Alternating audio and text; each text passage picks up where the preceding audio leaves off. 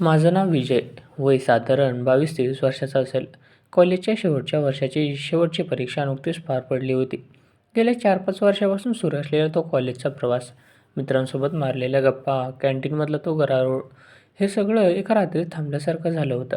अचानक समोर 2 महिन्यांची मोकळी सुट्टी आणि त्यानंतर सुरू होणारं नवं अज्ञात आयुष्य उभं टाकलं होतं. भविष्यात नक्की काय करायचं, कुठे नोकरी शोधायची, घराची आणि स्वतःची जबाबदारी कशी पेलायची, या विचारांची एक वेगळीच धास्ती माझ्या मनात घर करून बसली होती. त्यासोबत वयानुसार येणारा तो एक अनाकलनीय संकोच आणि स्वतःमध्येच राहण्याची सवय. एवढंच काय ते माझं ऐकून विश्व होतं. आपल्या गल्लीमध्ये किंवा मध्यमवर्गीय सोसायटीमध्ये एक छान पद्धत असते. 2-3 घर सोडून राहणारी माणसं ही केवळ नावाला शेजारी राहत नाहीत, तर नकळत ती आपल्या कुटुंबाचाच एक भाग बनून जातात. सुख असो वा दुःख, भाजीची देवाणघेवाण असो वा सण उत्सव, ही माणसं नेहमीच एकमेकांच्या सुखदुःखात धावून येतात. तसंच काहीसं नातं आणि शेजारच्या मानसी काकूंचं होतं. मानसी काकूचे पती कामानिमित्त बहुतेक वेळ बाहेरगावी असायचे.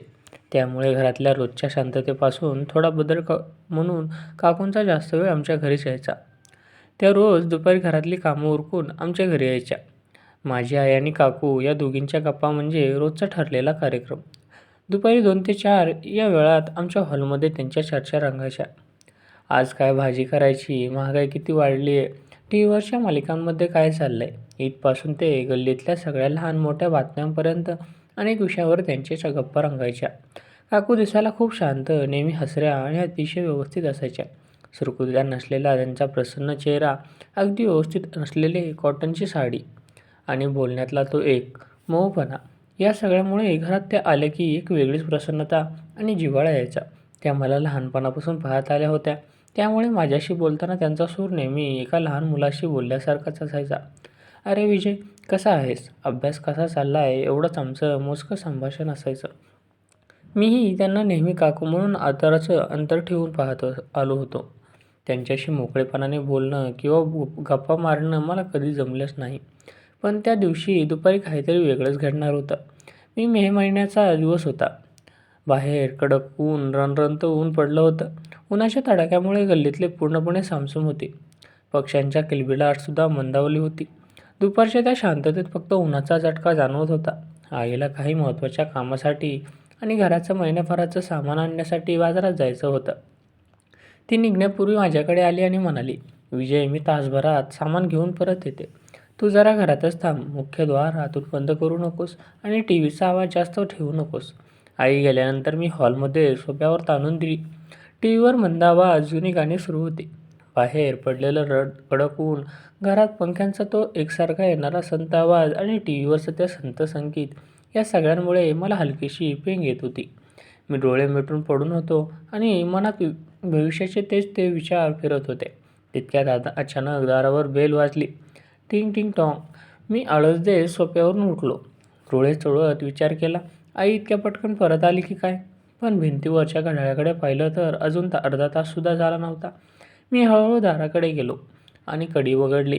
दार उघडताच समोर आईऐवजी मानसी काकू उभ्या होत्या. त्यांच्या हातात एक छोटंसं प्लास्टिकचं बाऊल होतं. बहुधा त्यांनी काहीतरी गोड पदार्थ केला असावा. त्यांच्या चेहऱ्यावर नेहमीसारखं तेच शांत, प्रसन्न हास्य होतं. "विजय, आई आहे का रे घरी?" काकूंनी नेहमीसारख्या आपुलकीने विचारलं. "नाही काकू, आई जरा बाजारात गेली. सामान आणायला गेली आहे. तासभरात येईल असं म्हणाली. तुम्ही या ना, आई येऊन आतमध्ये बसा." मी दाराच्या बाजूला होत सहज म्हटलं. काकू आत आल्या. त्यांनी हॉलमध्ये च्या बाजूला नजर फिरवली आणि हळूच सोफ्यावर जाऊन बसल्या. "अरे, मला वाटलं ती घरीच असेल. मी जरा रव्याची खीर केली होती. म्हटलं तिच्यासाठी घेऊन जावी आणि तिच्याकडून ती नवीन भाजी रेसिपी विचारून घ्यावी."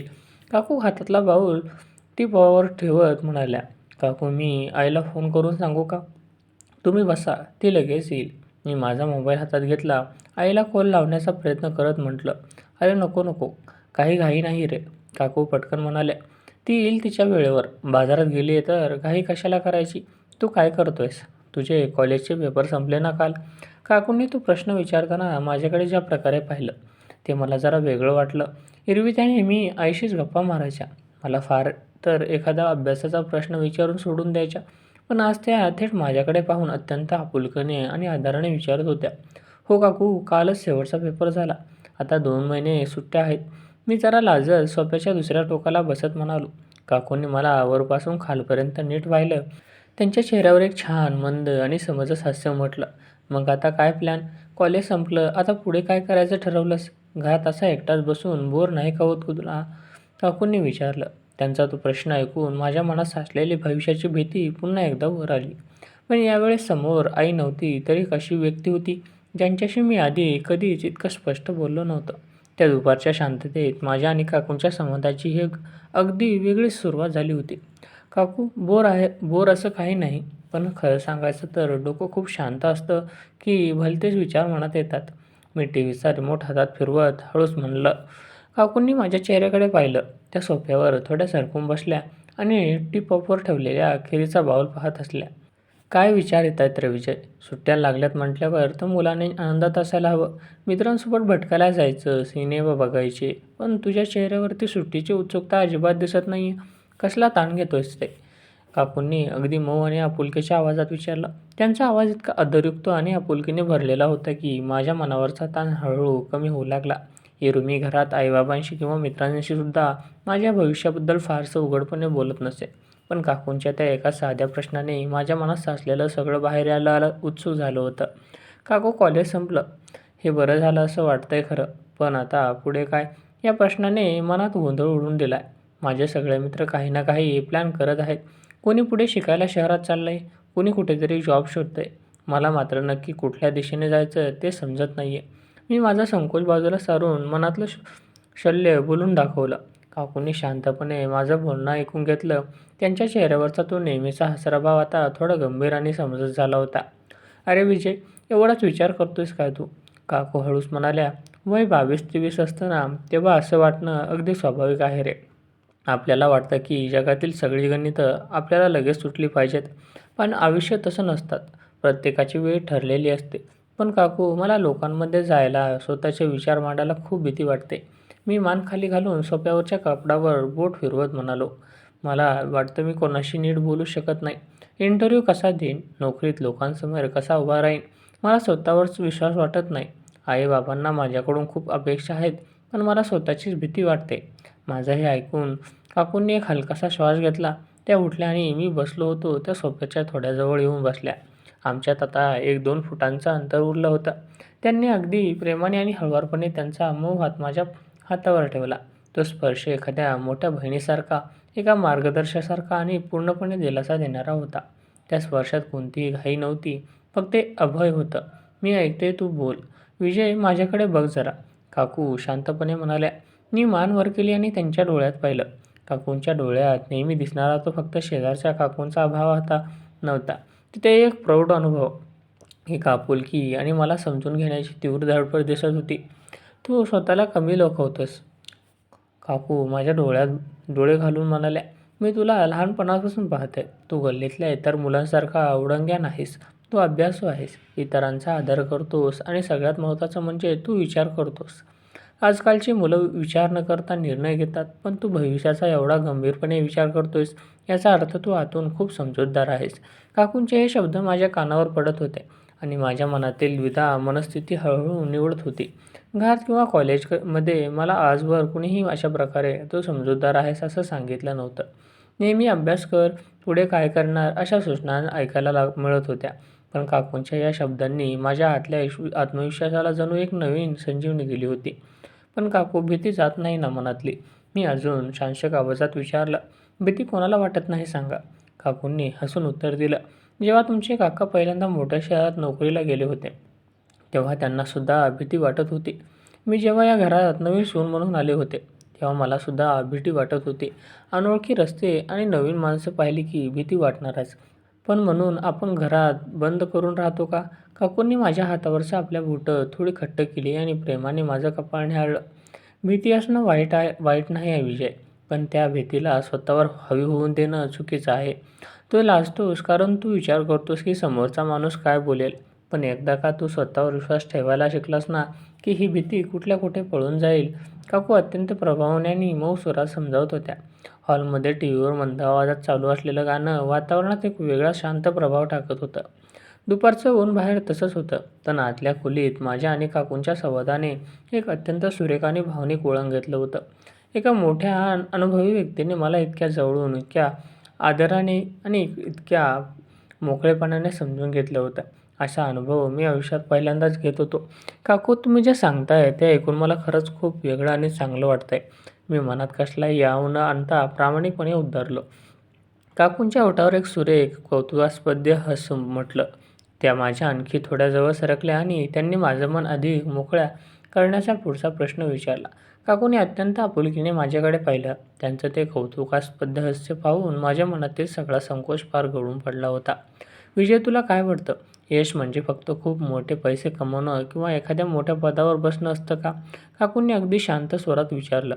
मी क्षणभर थांबलो, विचार केला आणि हळूच मान हलवून म्हटलं, मला वाटायचं की चांगल्या कंपनीत मोठी नोकरी मिळाली, 4 लोकांमध्ये माझं नाव झालं की माणूस यशस्वी होतो.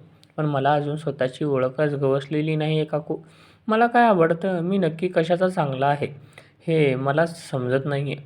माझं हे उत्तर ऐकून काकूंनी माझ्या पाठीवर प्रेमाने हात फिरवला.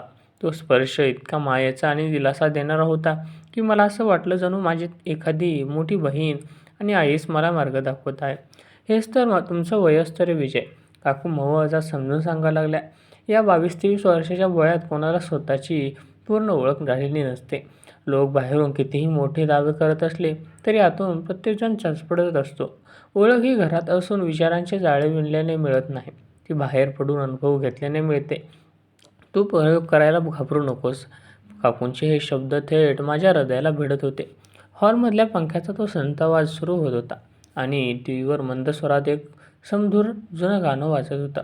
दुपारची ती शांतता आता मला भयान किंवा कंटाळवाणी वाटत नव्हती. उलट ती शांतता माझ्या मनातील गोंधळ शमवणारी होती. पण काकू, जर मी अपयशी ठरलो तर? जर मी घेतलेला निर्णय चुकला तर लोक काय म्हणतील? मी माझ्या मनातील सर्व मोठी भीती काकूंसमोर मांडली. काकू हसून माझ्या डोळ्यात पाहिलं. त्यांच्या चेहऱ्यावर एक प्रौढ आणि अनुभवी स्त्रीची प्रलब्धता स्पष्ट दिसत होती. लोकांचा विचार करणं सोडून दे विजय, काकू अत्यंत ठामपणे म्हणाल्या. लोक आज टाळ्या वाजवतील, उद्या नावं ठेवतील. जर तू एक लोकांचा विचार आणि तुझा आयुष्य जगायला गेलास तर कधी स्वतःचे निर्णय घेऊ शकणार नाहीस. अपयश ही एक शेवटची येणारी गोष्ट नाही, तर ती शिकण्याची पहिली पायरी असते. माणूस चुकतो म्हणूनच शिकतो ना. तू अजून खूप लहान आहेस. पडशील, पुन्हा उठून उभा राहशील, पण पडण्याच्या भीतीने पळायचं सोडून द्यायचं का? काकूंचा तो विचारसरणीचा दृष्टिकोन माझ्यासाठी पूर्णपणे नवीन होता. आजवर मला नेहमी चुकू नकोस, नीट वाग असं सांगण्यात आलं होतं. पण चुकलास तरी हरकत नाही, उठून पुन्हा उभा राहा असं सांगणारं कोणी भेटलं नव्हतं. काकूंनी हळूच त्यांचा दुसरा हात माझ्या हातावर ठेवला आणि तो हलकेच आवळला. त्या माझ्या आणखी थोडे जवळ सरकल्या. त्यांच्या साडीचा आणि अत्तराचा एक सुवासिक उबदार सुगंध हवेत दरवळत होता, जो मनाला एक वेगळी शांतता आणि प्रसन्नता देत होता. तू ना खूप प्रेमळ आणि प्रामाणिक मुलगा आहेस, काकू अगदी कानाजवळ येऊन हळूच म्हणाल्या. तुझ्या डोळ्यात मला एक जिद्द दिसते, फक्त तिला बाहेर पडायला वाट हवी आहे. आजपासून स्वतःला कमी लेखणंच थांबव. रोज सकाळी उठल्यावर आरशात बघून स्वतःला सांग की मी सक्षम आहे आणि मी माझं आयुष्य घडवू शकतो. काकूंचे हे प्रेरणादायी शब्द ऐकून माझ्या अंगावर काटा आला. माझ्या छातीत दडलेली भीती हळूहळू वितळू लागली आणि त्याची जागा एका नव्या आत्मविश्वासाने घेतली होती.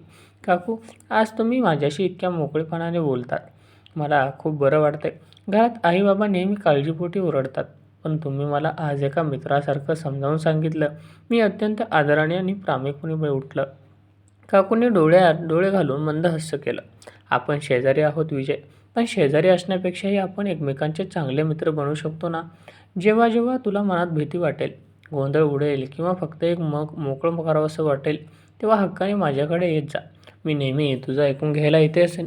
काकूंच्या आश्वासक शब्दांनी माझ्या मनात त्यांच्याबद्दलचा आदर 1000 पटीने वाढवला. वयाचे अंतर, सामाजिक चौकटी या सगळ्याच्या पलीकडे जाऊन एका मोठ्या माणसाने मला दिलेला हा भावनिक आणि वैचारिक आधार माझ्या आयुष्यातील सर्वात मोठा ठेवा बनला होता. मी सुखावलं होतं. माझ्या चेहऱ्यावरचा ताण पार निघून गेला होता. मी काकूंच्या हातावर माझा हात ठेवत हळूच म्हटलं, हो काकू, नक्कीच. आजची ही दुपार मी कधीच विसरणार नाही. तुम्ही मला आज जगण्याची एक नवीन वाट दाखवली आहे. काकूंनी कौतुकाने माझ्या केसांवर हात फिरवला. तुमच्यात निर्माण झालेला तो विचारांचा आणि भावनांचा जिव्हाळा इतका सुरेख होता की वेळेचं भान कोणालाच राहिलं नव्हतं. पण ही वेळ शांत, वैचारिक वेळ अशीच पुढे चालणार नव्हती. कारण तितक्यात घराबाहेरून एका गाडीचा हॉर्न वाजला. बाहेरून गाडीचा तो हॉर्न वाजला आणि त्या आवाजाने आम्हा दोघांनी अचानक वर्तमानाची जाणीव झाली. तो आवाज आमच्यातील गल्लीतला होता. भाजी घेऊन येणारी गाडी बहुधा आमच्याच घरासमोर थांबली होती. याचा अर्थ आई बाजारातून सामान घेऊन परत आली होती. काकू सोफ्यावरून हळूच उठल्या. त्यांनी आपल्या साडीचा पदर नीट केला. चेहऱ्यावर पसरलेले केस हाताने पाठीमागे सरकले आणि सोफ्यावर पडलेला स्वतःचा रुमाल हातात घेतला. क्षणापूर्वी हॉलमध्ये सुरू असलेला तो अत्यंत गंभीर, भावनिक आणि मार्गदर्शक संवाद थोडा थांबला, पण आम्हा दोघांच्याही चेहऱ्यावर एक अनपेक्षित समाधान स्पष्ट दिसत होतं. काकू माझ्याकडे वळल्या. त्यांच्या चेहऱ्यावर नेहमीपेक्षा एक वेगळा जिव्हाळा आणि मंद हास्य होतं. त्या माझ्याजवळ आल्या आणि त्यांनी पुन्हा एकदा अत्यंत आपुलकीने माझ्या पाठीवर हात ठेवला. "विजय," काकू अगदी मंद आवाजात म्हणाल्या, "आज आपण जे काही बोललो, ज्या चर्चा झाल्या, त्या आत्मविश्वास नेहमी तुझ्या मनात ठेव. ठीक आहे ना? कधीही स्वतःला कमजोर समजू नकोस." मी त्यांच्या डोळ्यात पाहिलं. त्या नजरेत माझ्या भविष्याचा एक सार्थ विश्वास आणि आदर होता. मीही शांतपणे मान हलवली आणि म्हटलं, "हो काकू, नक्कीच. आज तुम्ही जो विचार दिलाय तो मी आयुष्यात कधीच विसरणार नाही. हे मार्गदर्शन माझ्यासाठी खूप मोलाचं आहे. तू खूप समजूतदार मुलगा आहेस रे." असंच म्हणून काकूंनी माझ्या डोक्यावरून प्रेमाने हात फिरवला. तितक्यात दारावरची बेल पुन्हा एकदा वाजली. टिंग टॉंग. काकू क्षणाचाही विलंब न लावता स्वतःच पुढे होऊन दाराची कडी उघडली. समोर माझी आई हातात भाजीच्या आणि किराणा सामानाच्या पिशव्या घेऊन उभी होती. उन्हाच्या चटक्यामुळे आईचा चेहरा थोडा लाल झाला होता आणि कपाळावर घामाचे थेंब आले होते. "अरे मानसी, तू कधी आलीस गं?" आईने दारात काकूंना पाहताच आश्चर्याने हसून विचारलं. "मी जरा बाजारात सामान आणायला गेले होते. थोडा जास्तच वेळ लागला गं गर्दीमुळे." काकूंनी अगदी नेहमीसारखा सहज आणि स्वाभाविक आव आणला. त्यांच्या चेहऱ्यावर किंवा बोलण्यात कुठेही कसलाही संकोच किंवा वेगळेपणा जाणवत नव्हता. "हो वहिनी, मी मगाशीच आले होते." काकू आईच्या हातातल्या पिशव्या स्वतःकडे घेत म्हणाल्या. "मी जरा रव्याची खीर केली होती. म्हटलं तुम्हाला द्यावी. तुम्ही नव्हतात म्हणून मग मी आणि विजय गप्पा मारत बसलो होतो. खूप छान आणि समजूतदार मुलगा आहे तुमचा. भविष्याचा आणि करिअरचा किती विचार करतोय." आई पिशव्याचा टोपा ठेवत कपाळावरचा घाम पुसला आणि माझ्याकडे पाहत कौतुकाने हसली. "हो, आहे जरा शांत स्वभावाचा, पण मनात काय चाललंय ते कधी सांगत नाही." आई उद्गारली. "मानसी, तू बस ना. मी हातपाय धुवून तुझ्यासाठी चहा करते." "नाही नाही वहिनी, आता चहा नको." काकू आवरत म्हणाल्या. "घरीसुद्धा संध्याकाळच्या जेवणाची तयारी करायची आहे. तुमचे काका उद्या सकाळी येणार आहेत. मी नंतर येते निवांत गप्पा मारायला. तुम्ही विश्रांती घ्या." काकू दाराच्या दिशेने निघाल्या. दारातून बाहेर पडण्यापूर्वी त्यांनी एक क्षण मागे वळून माझ्याकडे पाहिलं. ते एका सेकंदाच्या नजरेत खूप काही दडलेलं होतं. एक आदर, एक आपुलकी आणि भविष्यासाठी दिलेल्या शुभेच्छांचा एक मऊ संदेश. मीही त्यांना पाहून मंद हसलो. काकू निघून गेल्यावर आई किचनमध्ये गेली. मी सोफ्यावर तसाच शांत बसून राहिलो. हॉलमध्ये अजूनही काकूंनी आणलेल्या त्या रव्याच्या खिरीचा आणि त्यांच्या उपस्थितीचा एक उबदार प्रसन्न अनुभव दरवळत होता. त्या शांत दुपारी घडलेल्या त्या प्रसंगाने माझ्या मनात एक मोठा बदल घडवून आणला होता. काकूंनी मला फक्त भविष्याची भीती घालवायचं शिकवलं नव्हतं, तर एका मोठ्या माणसाशी मोकळेपणाने कसं बोलावं, स्वतःवर विश्वास कसा ठेवावा आणि आपल्या विचारांना दिशा कशी द्यावी, हे खूप हळुवारपणे शिकवलं होतं. त्या घटनेनंतर आमचं रोजचं आयुष्य पुन्हा पूर्वीसारखं सुरू झालं. काकू रोजच्यासारख्या आमच्या घरी यायच्या. आईशी गप्पा मारायच्या. माझ्याशी त्या नेहमीसारख्याच आदराने आणि आपुलकीने बोलायच्या. पण आता जेव्हा जेव्हा आमची नजर एकमेकांना भिडायची, तेव्हा मला त्यांच्या नजरेत एक वेगळाच विश्वास आणि "तू नक्की यशस्वी होशील" या असा एक धीर असायचा. त्या दुपारच्या संवादातून मिळालेली प्रेरणा आणि आत्मविश्वासाची शिकवण मी माझ्या मनात नेहमीच जपून ठेवली. त्यानंतर मी सुट्ट्यांमध्ये नवीन कोर्सेस जॉईन केले. मित्रांशी आणि लोकांशी मोकळेपणे बोलायला सुरुवात केली आणि हळूहळू माझा तो संकोच फारसा नाहीसा झाला. ती शांत दुपार माझ्या आयुष्यातील सर्वात मोठी, सुंदर, प्रलभ आणि मार्गदर्शक आठवण बनून कायमची कोरली गेली.